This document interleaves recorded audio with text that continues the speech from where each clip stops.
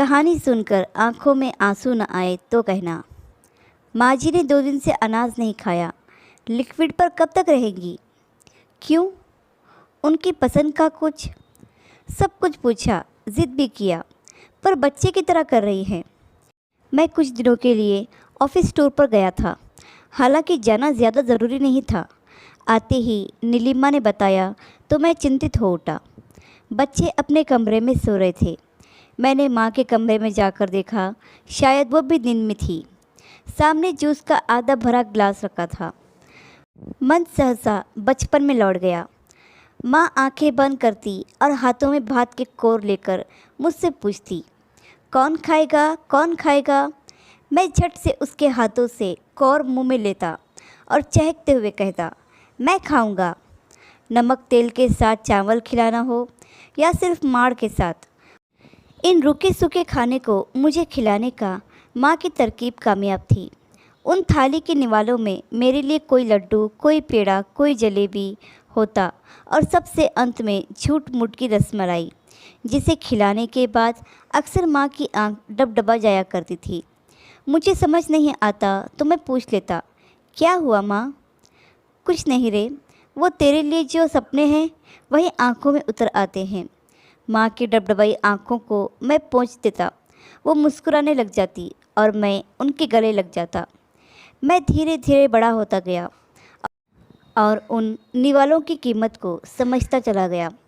ये भी समझता गया कि इस पूरी दुनिया में मैं ही माँ की दुनिया हूँ और मैं माँ की दुनिया को खूबसूरत बनाना चाहता था। उनके सपने पूरे करना चाहता था। माँ के संघर्ष को मैंने ज़ाया नहीं जाने दिया। आज हमारे घर में थाली पकवानों से सजी रहती है, पर गरीबी के दिनों के संघर्ष ने माँ को असमय बीमार और कमज़ोर कर दिया है। माँ को अचेत और भूखा सोते देख मेरा मन अपराध से भर गया। माँ ने उस परिस्थिति में भी मुझे कभी भूखा सोने नहीं दिया। ऐसे पैसे का क्या काम जब माँ ही भूखी रहे। मैं उन्हें इस हाल में देख तेज़ी से कदम किचन में ले गया और एक थाली में थोड़ा सा खाना लिया और माँ, मैंने उन्हें आवाज़ दी। उन्होंने आंखें खोलकर मुझे देखा और धीरे से उठ बैठी। आ गया तू? कब आया? अभी आया माँ। अच्छा चलो खाना खा लो। उन्होंने खाने से बिल्कुल अरुचि दिखाई, अपना मुंह फेर लिया, बिल्कुल एक बच्चे की तरह।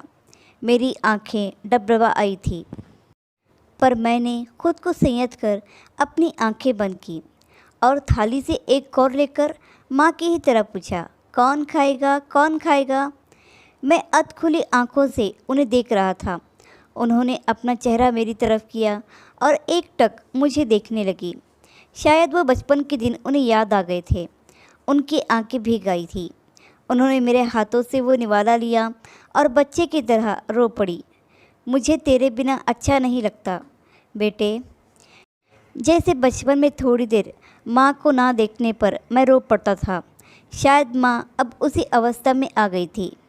मैंने डबडबाई आंखों से उन्हें एक कोर और खिलाया। मैं अब एक दिन के लिए भी कहीं नहीं जाऊंगा माँ। माँ को अपनी दुनिया समझने वालों की ज़िंदगी में कभी भी किसी भी प्रकार का अभाव सभी योग नहीं आता है। मातृभक्त बनकर तो देखो, साक्षात घर परिवार स्वर्ग नहीं बन गया तो कहना।